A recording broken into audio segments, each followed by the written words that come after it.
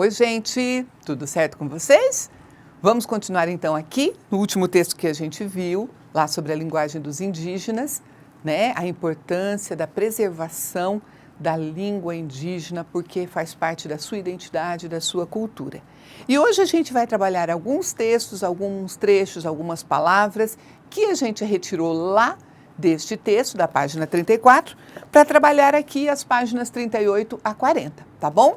Então já pega a sua apostila, seu lápis, borracha, lápis colorido, marca-texto, para a gente continuar então trabalhando hoje com o estudo do texto, tá bom, pessoal?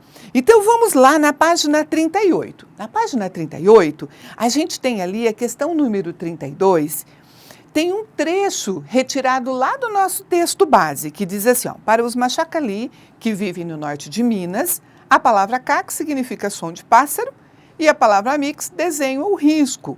Juntas, elas formam outra palavra, né? Uma palavra que foi composta ali por dois termos. Cax e amix significa escrever ou riscar o som, tá?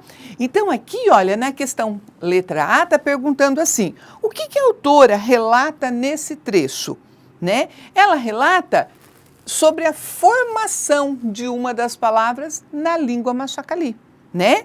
Duas palavrinhas que formaram uma outra, ok? Então, gente, na língua portuguesa, nós temos também essas palavras que a gente chama de substantivos compostos. O que é o substantivo composto? São palavras formadas por duas ou mais palavras.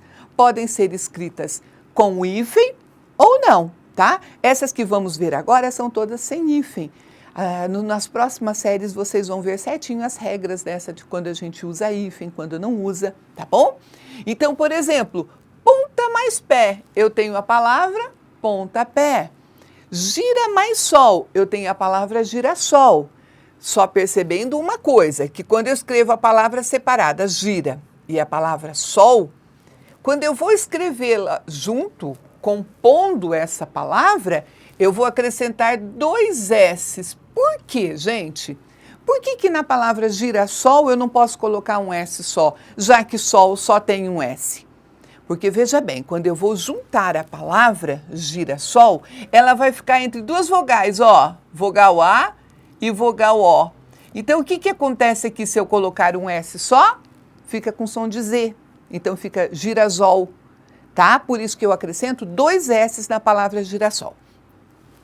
Passa mais porte, passaporte, manda mais chuva, manda chuva, tá? Então eu tenho o substantivo composto. Aqui na questão 34, você ia fazer, desculpem, exatamente o contrário. Você tinha ali a palavra, né? E você ia desmembrá-la, você ia ver que palavras que a compuseram, né? Então eu tenho ali as palavras passatempo, né? Que palavras que eu usei para formar? Eu usei a palavra passa, eu usei a palavra tempo. Catavento, a palavra cata, a palavra vento, né? Paraquedas, mesma coisa. Na letra D e E, eu não tenho composição. Conhecimento é uma palavra só, de uma única origem, e identidade, mesma coisa. Agora, sociocultural, eu tenho duas palavrinhas também, sócio e cultural, ok? Beleza. Agora vamos para a página 39, pessoal. Na página 39, a gente tem um outro trecho retirado lá do nosso texto, que diz assim, ó, para os Machacali, que vivem no norte de Minas, vejam que esse termo, que vivem no norte de Minas, está entre vírgulas. Se você estiver aí com seu marca-texto, vai marcando aí, vai destacando essas vírgulas, tá? A palavra caco significa som de pássaro, etc. Outra frase, o Chavante tem o conselho dos velhos que cuida dos assuntos da aldeia e das relações com o homem branco. Então você percebe que tanto no primeiro caso quanto no segundo, a vírgula, ela está sendo utilizada para dar uma explicação.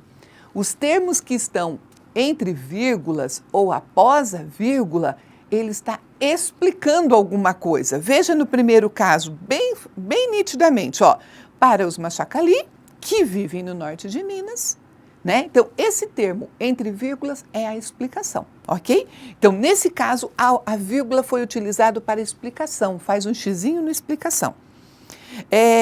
Aqui está perguntando se outro sinal poderia ser utilizado em lugar da vírgula. A gente já viu dois outros tipos de pontuação que podem ser usados no lugar da vírgula, que são travessão e os parênteses, né? Então, eu poderia usar ali travessão e eu poderia usar também parênteses para separar, para dar essa explicação. Ok, gente?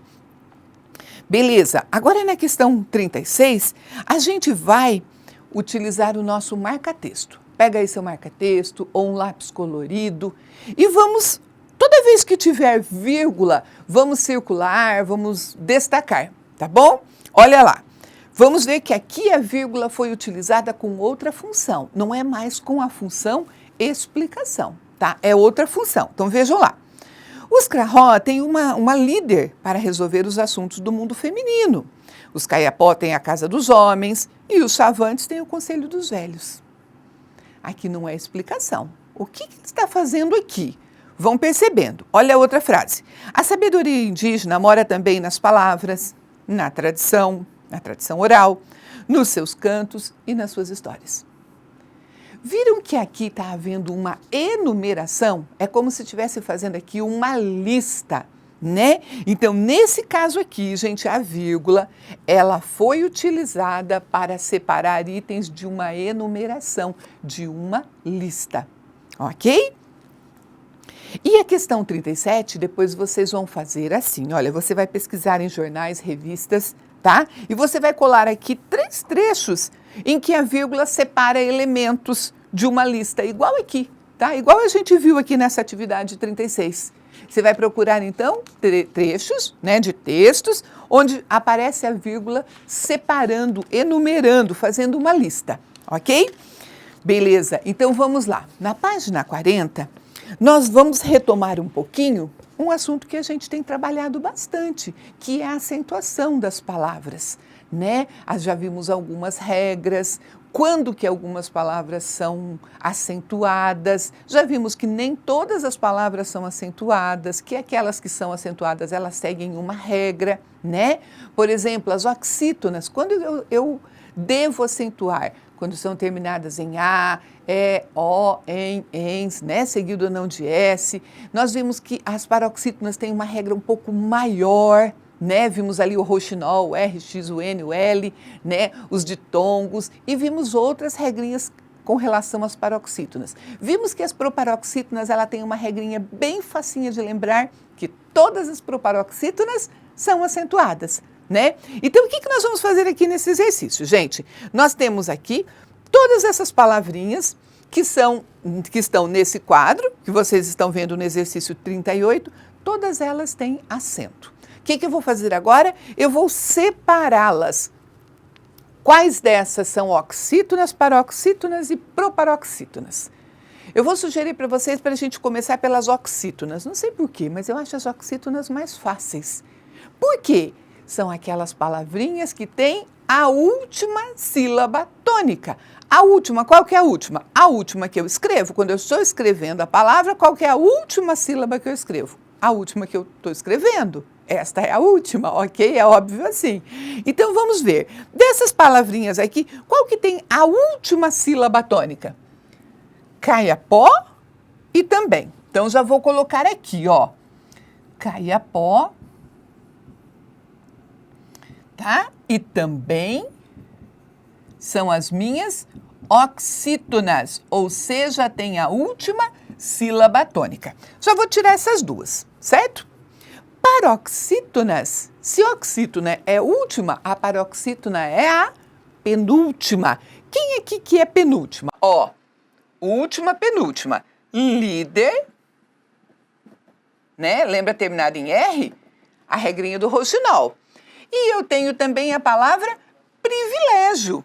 Também é uma paroxítona, ok? E é uma paroxítona terminada em ditongo. Então, já eliminei essas outras duas aqui. Então, sobrou quem? pássaro e indígena, que é última, penúltima, antepenúltima, última, penúltima, antepenúltima, que são as proparoxítonas, que a gente já sabe que tem uma regra bem facinho, que é qual? Todas as proparoxítonas são acentuadas. Pássaro e indígena. Ok? Essas são as proparoxítonas que a gente vai colocar aí. Agora a gente está perguntando aqui, ó. O acento gráfico ele foi utilizado nas palavras do box para marcar a sílaba que deve ser pronunciada com mais intensidade e com som aberto. Viram que todas elas têm som aberto porque todas têm acento agudo que dá esse som aberto, tá bom? Outra coisa, as palavras paroxítonas, a gente viu aqui que elas são terminadas em quê? Elas são terminadas em ditongo, no caso de privilégio, e são terminadas em R, tá? Que é o que você vai escrever aí, ditongo e R, tá bom? E depois está perguntando assim, se tinha outras palavras oxítonas e paroxítonas não acentuadas. Tinha um monte, né? Eu coloquei aqui algumas para vocês, né? Que você já sabe que nem todas as paroxítonas e as oxítonas são acentuadas. Só as proparoxítonas que não, todas são acentuadas. Mas oxítonas e paroxítonas não. Então, olha lá, gente, oxítonas eu coloquei assim, falar, perder, né? Lembra aquele truquezinho de chamar pela palavra? Perder. A que eu falo mais compridinho é a minha sílaba tônica. Falar, né? Assim. Então, todas são oxítonas, mas sem acento. E paroxítonas sem acento também tem um monte. Palavras, desenhos, riscos, ó. Desenhos é a penúltima, né? Ó, última, penúltima. Riscos e palavras, ok? Então, aqui eu tenho outras, mas vamos colocar aí 3 exemplos de cada, já é o suficiente, tá bom? E aqui o Kiko está fazendo a pergunta ali, né, para a Luísa. Por que não aparecem proparoxítonas sem acento? O Kiko pergunta para ela. Acho que todos nós sabemos responder, né? Eu coloquei ali, ó, no nosso balãozinho, porque todas as proparoxítonas são acentuadas. Todas as proparoxítonas são acentuadas. É a nossa regrinha. Ok, gente? Então, meus amores, hoje é isso. Eu quero que vocês façam, então, as atividades da 38 a 40, tá? Se tiver alguma dúvida, sempre liga para a professora, faz contato com a professora, para a gente estar podendo ajudar vocês, tá? Então, um beijão, até a próxima aula.